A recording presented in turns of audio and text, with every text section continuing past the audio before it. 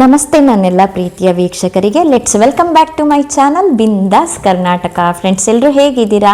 I hope ಎಲ್ಲರೂ ಕೂಡ ಚೆನ್ನಾಗಿದ್ದೀರಾ ಅಂತ ಹೇಳಿ ತಿಳ್ಕೊತೀನಿ. ಆ್ಯಂಡ್ ನಾನು ಕೂಡ ತುಂಬಾ ಚೆನ್ನಾಗಿದ್ದೀನಿ.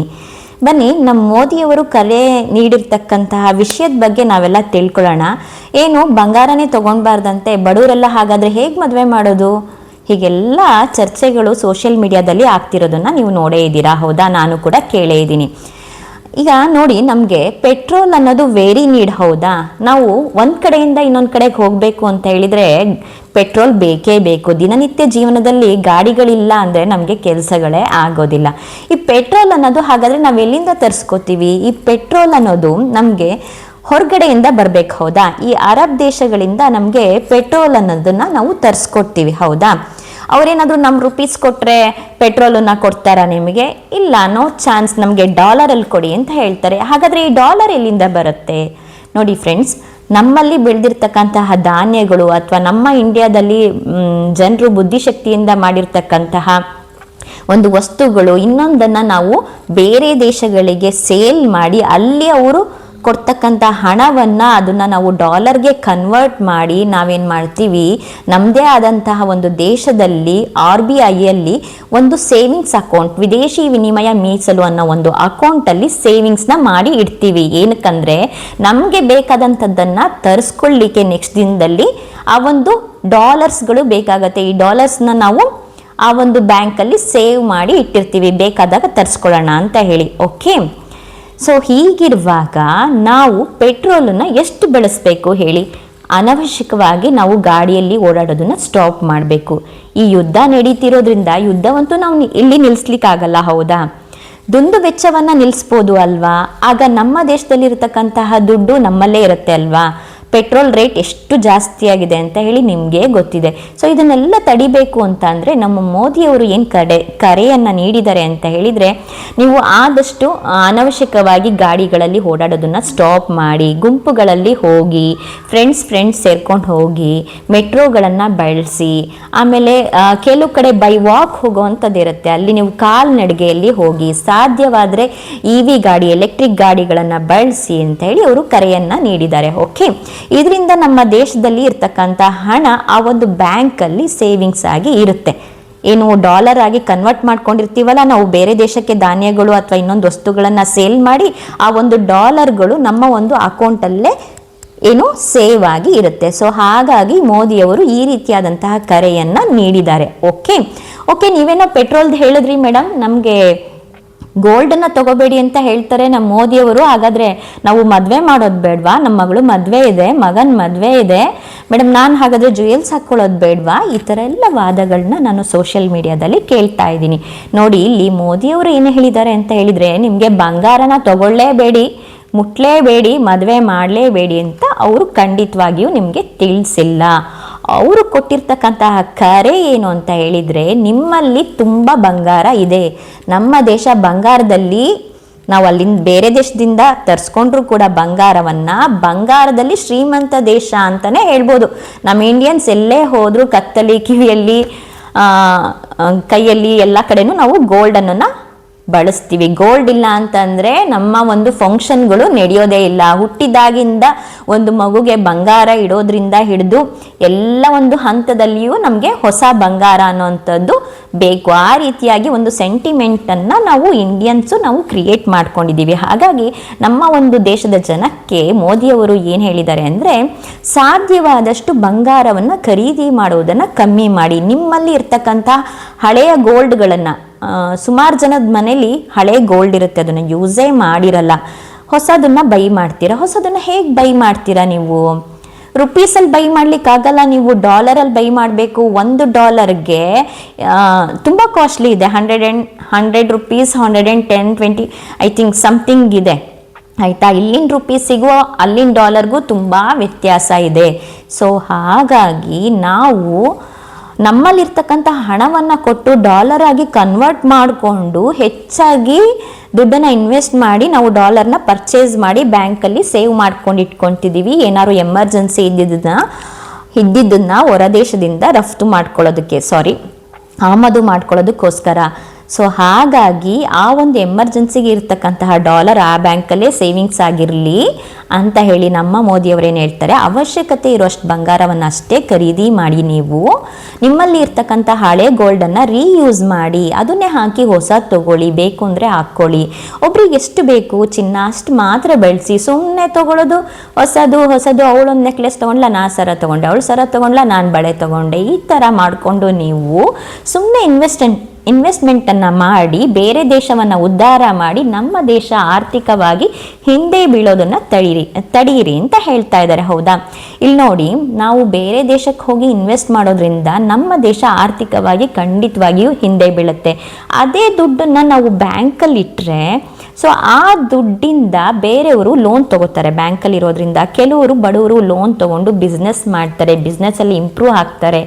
ಆಗ ನಮ್ಮ ದೇಶ ಆರ್ಥಿಕವಾಗಿ ಮುಂದೆ ಬರುತ್ತೆ. ನಮ್ಮಲ್ಲಿರ್ತಕ್ಕಂತಹ ಒಬ್ಬ ಆಟೋದವನು, ಟ್ಯಾಕ್ಸಿಯವನು, ಇನ್ನೊಬ್ಬ ಬಡವ, ಒಬ್ಬ ರೈತ, ಅವನಿಗೆ ಸಾಲವಾಗಿ ಹಣ ಸಿಗೋದ್ರಿಂದ ಆತನಿಗೆ ಅಲ್ಲೇ ವಿನಿಮಯ ಆಗುತ್ತೆ. ನಮ್ಮ ದೇಶದ ಹಣ ನಮ್ಮಲ್ಲೇ ಒಂದು ರೊಟೇಟ್ ಆಗೋದ್ರಿಂದ ಸೊ ನಮ್ಮಲ್ಲಿರ್ತಕ್ಕಂತಹ ಒಂದು ಜನರಿಗೆ ಸಹಾಯ ಆಗುತ್ತೆ ಅನ್ನೋದನ್ನ ಮೋದಿಯವರು ತಿಳಿಸಿದ್ದಾರೆ. ನಿಮಗೆ ಇಲ್ಲಿ ಅವ್ರು ಬಂಗಾರನ ಖರೀದಿ ಮಾಡಲೇಬೇಡಿ ಅನ್ನೋ ಕರೆಯನ್ನು ಖಂಡಿತವಾಗಿಯೂ ಕೊಟ್ಟಿಲ್ಲ. ಇದನ್ನು ನೀವು ಅರ್ಥ ಮಾಡ್ಕೊಳ್ಳಿ. ಓಕೆ, ಹಾಗೆ ಮೋದಿಯವರು ಹೇಳ್ತಾರೆ ನಿಮಗೆ ಇಲ್ಲಿ ಒಂದಿಷ್ಟು ಪಾಯಿಂಟ್ಸ್ಗಳನ್ನು ಹೇಳೋದ್ರ ಮೂಲಕ ಅವರು ಒಂದು ಕರೆಯನ್ನು ಕೊಟ್ಟಿದ್ದಾರೆ. ನೀವು ಅಂತೂ ಹೋಗಿ ಅಲ್ಲಿ ಯುದ್ಧ ನಿಲ್ಲಿಸಿ ಯುದ್ಧ ಮಾಡಬೇಡಿ ಅಂತ ಅಂತೂ ಖಂಡಿತವಾಗಿಯೂ ತಡಿಲಿಕ್ಕಾಗಲ್ಲ. ಹೌದಾ? ಅಥವಾ ನೀವು ದೇಶದ ಗಡಿ ಭಾಗದಲ್ಲಿ ಹೋಗಿ ನಿಂತ್ಕೊಂಡು ದೇಶನ ಕಾಯ್ತೀರಾ? ನೀವು ಖಂಡಿತವಾಗಿಯೂ ಕಾಯಲ್ಲ. ನೀವು ಹೊಚ್ಕೊಂಡು ಆರಾಮಾಗಿ ಮನೇಲಿ ಮಲ್ಕೋತೀರಾ. ಹಾಗೆ ನಮ್ಮ ದೇಶವನ್ನು ಕಾಯೋಕ್ಕೆ ತುಂಬ ನಮ್ಮ ಒಂದು ಮಿಲಿಟರಿಯಲ್ಲಿ ಒದ್ದಾಡ್ತಾ ಇದ್ದಾರೆ. ಜೀವದ ಹಂಗನ್ನ ತೊರೆದು ನಮ್ಮನ್ನೆಲ್ಲ ಕಾಪಾಡ್ತಿದ್ದಾರೆ. ಹೌದಾ? ಹಾಗಿರುವಾಗ ನಾವು ಅಟ್ಲೀಸ್ಟ್ ಈ ಥರನಾದರೂ ನಮ್ಮ ದೇಶ ಸೇವೆಯನ್ನು ಮಾಡ್ಬೋದು ಅಲ್ವಾ? ನಮ್ಮ ದೇಶದ ಒಂದು ಆರ್ಥಿಕ ಒಂದು ಪರಿಸ್ಥಿತಿಯನ್ನು ಈ ರೀತಿಯಾಗಿ ನಾವು ಸುಧಾರಣೆಯನ್ನು ಮಾಡ್ಬೋದು. ಅಂದರೆ ಹೊರ ದೇಶದ ಸಾಮಗ್ರಿಗಳನ್ನು ಬಳಸೋದನ್ನು ಕಡಿಮೆ ಮಾಡೋದ್ರಿಂದ, ಅಂದರೆ ಸುಮಾರು ಜನ ಅಲ್ಲಿನ ದೇಶದ್ದು ಐಟಮ್ಗಳನ್ನು ಬಳಸ್ತೀರಾ. ಮತ್ತು ಇನ್ನೊಂದು ಎಕ್ಸಾಂಪಲ್ ಕೊಡ್ತಾ ಮುಂದೆ ಹೇಳ್ತೀನಿ. ಆ ಥರ ಎಲ್ಲ ಮಾಡೋದನ್ನು ನಾವು ಸ್ಟಾಪ್ ಮಾಡೋದ್ರಿಂದ ನಾವು ನಮ್ಮ ದೇಶವನ್ನು ಆರ್ಥಿಕವಾಗಿ ಮುಂದೆ ತರೋದಕ್ಕೆ ಸಾಧ್ಯತೆ ಇದೆ. ಆಯಿತಾ? ನಮಗೆ ತುಂಬ ನೀಡಿರೋದನ್ನು ಮಾತ್ರ ನಾವು ಅಲ್ಲಿಂದ ತಗೊಳ್ಳೋಣ, ನೀಡಿಲ್ಲ ಅನ್ನೋದನ್ನ ಎಷ್ಟು ಬೇಕೋ ಅಷ್ಟು ಮಾತ್ರ ಬಳಸೋಣ ಅಂತ ಹೇಳಿ ಮೋದಿಯವರು ಕರೆಯನ್ನು ಕೊಟ್ಟಿದ್ದಾರೆ. ಓಕೆ, ಅವರು ಪಾಯಿಂಟ್ಸ್ಗಳ ಮೂಲಕ ಹೇಳಿದ್ದಾರೆ. ಅಂದರೆ ನೀವು ಅನವಶ್ಯಕವಾಗಿ ಪೆಟ್ರೋಲ್ ಗಾಡಿಯನ್ನು ತೆಗಿಬೇಡಿ, ಸಾಧ್ಯವಾದರೆ EV ಗಾಡಿಗಳನ್ನು ಬಳಸಿ, ಸಾಧ್ಯವಾದರೆ ನೀವು ಮೆಟ್ರೋಗಳಲ್ಲಿ ಓಡಾಡಿ ಫ್ರೆಂಡ್ಸ್ಗಳ ಜೊತೆಗೆ ಹೋಗಿ ಅನ್ನೋ ಒಂದು ಕರೆಯನ್ನು ಕೊಟ್ಟಿದ್ದಾರೆ. ನೆಕ್ಸ್ಟ್ ಪಾಯಿಂಟ್ ಬಂದ್ಬಿಟ್ಟು ವರ್ಕ್ ಫ್ರಮ್ ಹೋಮ್ ಅನ್ನೋದನ್ನ ಕಾನ್ಸೆಪ್ಟ್ನ ಹೇಳಿದ್ದಾರೆ. ಲಾಕ್ಡೌನಲ್ಲೆಲ್ಲ ನೀವು ನೋಡಿದ್ದೀರಾ, ಸುಮಾರಷ್ಟು ಕಂಪ್ನಿಗಳು ವರ್ಕ್ ಫ್ರಮ್ ಹೋಮ್ನ ಈಗಲೂ ಕೂಡ ಕಂಟಿನ್ಯೂ ಮಾಡ್ತಾ ಇದೆ. ಸುಮಾರಷ್ಟು ವರ್ಕರ್ಸ್, ಅದರಲ್ಲೂ ಇಂಜಿನಿಯರ್ಸ್ ಬಂದ್ಬಿಟ್ಟು ಮನೇಲೇ ಕುತ್ಕೊಂಡು ಈಗಲೂ ಕೂಡ ವರ್ಕ್ ಫ್ರಮ್ ಹೋಮನ್ನು ಮಾಡಿ ಸ್ಯಾಲ್ರಿಯನ್ನು ತೊಗೊಳ್ತಿರೋ ಅಂಥದ್ದು. ಇದರಿಂದ ಅವರ ಓಡಾಟ ಕಡಿಮೆ ಆಗುತ್ತೆ, ಪೆಟ್ರೋಲ್ ಎಲ್ಲ ಸೇವಿಂಗ್ಸ್ ಆಗುತ್ತೆ. ಇದು ಕೂಡ ನಮ್ಮ ದೇಶಕ್ಕೆ ಸಹಾಯನೇ. ಹಾಗೆ ಸಾಧ್ಯವಾದರೆ ಕೆಲವೊಂದೊಂದು ಎಜುಕೇಷನ್ ಸೆಂಟರ್ಗಳು, ಕೋಚಿಂಗ್ ಸೆಂಟರ್ಗಳು, ಆನ್ಲೈನ್ ಕ್ಲಾಸ್ ತಗೊಳ್ಳಿ, ಟ್ರಾವೆಲನ್ನು ಸಾಧ್ಯವಾದಷ್ಟು ಮಟ್ಟಿಗೆ ಕಮ್ಮಿಯನ್ನು ಮಾಡಿ. ಯುದ್ಧವಂತೂ ನಿಲ್ಲಿಸ್ಲಿಕ್ಕಾಗಲ್ಲ. ಈ ಥರ ನಮ್ಮ ದೇಶಕ್ಕೆ ಸಣ್ಣ ಪುಟ್ಟ ಒಂದು ಸೇವೆಯನ್ನು ಮಾಡಿ ಅಂತ ಹೇಳ್ತಿದ್ದಾರೆ. ಮತ್ತು ಕೆಲವರು ಗೋಲ್ಡ್ ಮೇಲೆ ಇನ್ವೆಸ್ಟ್ಮೆಂಟ್ ಮಾಡಿ ನಾನು ದುಡ್ಡು ಮಾಡ್ಕೋಬೇಕು ಅನ್ನೋರು, ನೀವು ಬಿಸ್ಕೆಟ್ ರೂಪದಲ್ಲಿ ಗೋಲ್ಡನ್ನು ತೊಗೊಳ್ಳಿಕ್ಕೆ ಹೋಗಬೇಡಿ. ಡೈರೆಕ್ಟಾಗಿ ನೀವು ಅಲ್ಲಿ ಡಾಲರ್ನ ಅವರಿಗೆ ಕೊಟ್ಟು ನಾವು ಪರ್ಚೇಸ್ ಮಾಡಬೇಕಾಗತ್ತೆ. ಅದ್ರ ಬದಲು ನಾವು ನಮ್ಮ ಮೋದಿಯವರು ಮಾಡಿರ್ತಕ್ಕಂತಹ ಒಂದು ಬಾಂಡ್ ಮಾಡಿದ್ದಾರೆ ಅವರು, ಅದನ್ನು ತಿಳ್ಕೊಳ್ಳಿ ನೀವು.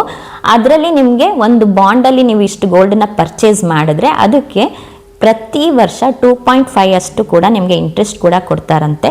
ಸೊ ಹಾಗಾಗಿ ಅದನ್ನು ತಿಳ್ಕೊಂಡು ನೀವು ಆ ಬಾಂಡನ್ನು ಪರ್ಚೇಸ್ ಮಾಡಿ ಇನ್ವೆಸ್ಟ್ಮೆಂಟ್ ಮಾಡಿ ನಿಮಗೆ ಬೇಕಾದಾಗ ಅದನ್ನು ಸೇಲ್ ಮಾಡ್ಬೋದು. ಅವರು ಡೈರೆಕ್ಟಾಗಿ ನಿಮಗೆ ಗೋಲ್ಡನ್ನ ಪರ್ಚೇಸ್ ಮಾಡಿ ಇಟ್ಟಿರಲ್ಲ, ನಿಮ್ಮ ಹಣವನ್ನು ಅಲ್ಲಿ ಇಟ್ಟಿರ್ತಾರೆ. ನಿಮಗೆ ಬೇಕು ಅಂದಾಗ ಆ ಒಂದು ಬಾಂಡನ್ನು ಸೇಲ್ ಮಾಡಿ ನೀವು ಗೋಲ್ಡನ್ನು ತೊಗೋಬೋದು. ಅಂದರೆ ಇದರಿಂದ ಏನು ಹೆಲ್ಪ್ ಆಗುತ್ತೆ ಅಂದರೆ, ನೀವು ಇನ್ವೆಸ್ಟ್ ಮಾಡಿರ್ತಕ್ಕಂಥ ಹಣ ಬ್ಯಾಂಕಲ್ಲಿ ಇರೋದ್ರಿಂದ ಆ ಒಂದು ಹಣದಿಂದ ನಮ್ಮಲ್ಲಿರ್ತಕ್ಕಂತಹ ಜನಕ್ಕೆ ಆರ್ಥಿಕವಾಗಿ ನೆರವಾಗತ್ತೆ. ಒಂದು ಲೋನ್ ಅಥವಾ ಇನ್ನೊಂದು ಏನೋ ತೊಗೊಳ್ತಾರೆ ಅವರು, ಅದರಿಂದ ನಮ್ಮ ದೇಶ ಮುಂದೆ ಬರ್ತಾರೆ. ನಮ್ಮಲ್ಲಿರ್ತಕ್ಕಂತಹ ಒಬ್ಬ ಸಣ್ಣ ಪುಟ್ಟ ರೈತ ಆಗಿರ್ಬೋದು, ಟ್ಯಾಕ್ಸಿ ಡ್ರೈವರ್ ಆಗಿರ್ಬೋದು, ಹೋಟೆಲ್ ಅನ್ನೋನ್ ಆಗಿರ್ಬೋದು, ಅವರು ಬಳಸ್ಕೋತಾರೆ ನಿಮ್ಮ ಹಣವನ್ನು, ನಮ್ಮ ದೇಶ ಮುಂದೆ ಬರುತ್ತೆ ಅನ್ನೋ ಒಂದು ಮೆಸೇಜನ್ನು ಕೊಟ್ಟಿದ್ದಾರೆ. ಹಾಗೆ ಇನ್ನೊಂದು ಹೇಳ್ತಾರೆ, ವೆಡ್ ಇನ್ ಇಂಡಿಯಾ ಅಂತ ಹೇಳ್ಬಿಟ್ಟು, ನಿಮ್ಮ ಒಂದು ಮದುವೆಯನ್ನು ಇಂಡಿಯಾದಲ್ಲೇ ಮಾಡ್ಕೊಳ್ಳಿ.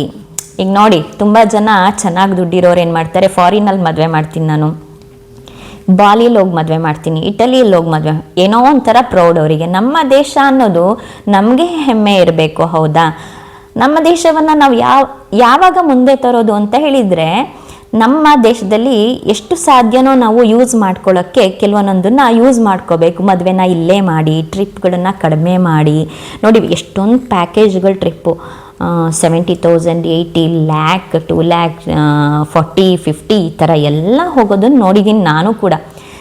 ಅಲ್ಲೇ ಹೋಗಬೇಕು ಅನ್ನೋದೇನು, ಅಷ್ಟೊಂದು ದುಡ್ಡನ್ನು ನೀವು ಇನ್ವೆಸ್ಟ್ಮೆಂಟ್ ಮಾಡಿ ಅದನ್ನು ಡಾಲರಲ್ಲಿ ಕನ್ವರ್ಟ್ ಮಾಡಿಕೊಂಡು ನಿಮ್ಮ ಮನಿಯನ್ನು ಅಲ್ಲಿ ನೀವು ಹಾಳು ಮಾಡ್ಕೊಳ್ಳೋ ಅಂಥದ್ದೇನು? ನಮ್ಮ ದೇಶ ಉದ್ಧಾರ ಆಗತ್ತಲ್ವಾ? ನಮ್ಮ ದೇಶದಲ್ಲೇ ನೀವು ಟ್ರಿಪ್ ಮಾಡ್ಬೋದಲ್ವಾ?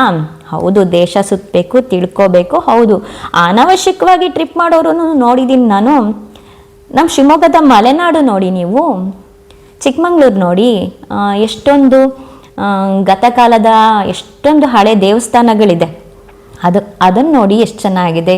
ಬೀಚ್ಗಳನ್ನು ನೋಡಿ, ಹಂಪೆ ನೋಡಿ, ಕೊಡಗು ನೋಡಿ, ಸುಮಾರಷ್ಟು ಪ್ಲೇಸ್ಗಳಿದೆ. ನಾವಲ್ಲಿ ಆರಾಮಾಗಿ ಎಂಜಾಯ್ ಮಾಡ್ಬೋದು. ಇಲ್ಲಿನ ರೊಟ್ಟಿ ಮುದ್ದೆ ಊಟದ ಮುಂದೆ ಅಲ್ಲಿಂದ ಏನು ಹೇಳ್ತಾರೆ, ಬ್ರೆಡ್ಡು ಬರ್ಗರು ಬೆಣ್ಣೆ ಏನೂ ಇಲ್ಲ, ಆಯಿತಾ? ಇಲ್ಲಿನ ಊಟ, ಇಲ್ಲಿನ ಒಂದು ನಮ್ಮ ಮಲೆನಾಡನ್ನು ಯಾರು ಕೂಡ ವರ್ಣಿಸೋದಕ್ಕೆ ಆಗೋದಿಲ್ಲ. ಅಂತಹ ಒಂದು ಶ್ರೀಮಂತ ದೇಶ ನಮ್ಮ ಭಾರತ ಅಂತ ಹೇಳ್ಬೋದು. ಸೊ ಸಾಧ್ಯವಾದಷ್ಟು ಇಲ್ಲೇ ಟ್ರಿಪ್ಪನ್ನು ಮಾಡಿ, ಅನವಶ್ಯಕವಾಗಿ ದುಡ್ಡನ್ನು ನಾವು ಬೇರೆ ದೇಶಕ್ಕೆ ಇನ್ವೆಸ್ಟ್ಮೆಂಟ್ ಮಾಡೋದು ಬೇಡ ಅನ್ನೋದನ್ನು ಮೋದಿಯವರು ತಿಳಿಸಿದ್ದಾರೆ. ಹಾಗೆ ನೀವು ರೈತರಾಗಿರ್ತಕ್ಕಂಥವರು ರಾಸಾಯನಿಕ ಗೊಬ್ಬರಗಳನ್ನು ಅತಿಯಾಗಿ ಬಳಸೋದನ್ನು ಕಡಿಮೆ ಮಾಡಿ, ಸಾಧ್ಯವಾದಷ್ಟು ಆರ್ಗ್ಯಾನಿಕ್ ಆಗಿ ಕೊಟ್ಟಿಗೆ ಗೊಬ್ಬರಗಳನ್ನು ಬಳಸಿ ಅಂತ ಹೇಳ್ತಾ, ಮತ್ತು ಅಲ್ಲಿನ ಒಂದು ಏನು ನಾವು ಅಡುಗೆ ಎಣ್ಣೆ ಅಂತ ಹೇಳ್ತೀವಿ, ಅದು ಕೂಡ ಎಲ್ಲ ಅಲ್ಲಿಂದನೇ ಕೂಡ ಬರುವಂಥದ್ದಾಗಿದೆ. ಅದನ್ನೆಲ್ಲ ಸ್ವಲ್ಪ ಸಾಧ್ಯವಾದಷ್ಟು ಸ್ಟಾಪ್ ಮಾಡಿ ಅಂತ ಹೇಳ್ತಾ ನಮ್ಮ ಮೋದಿಯವರು ಈ ರೀತಿಯಾಗಿ ಕರೆಯನ್ನು ಕೊಟ್ಟಿದ್ದಾರೆ.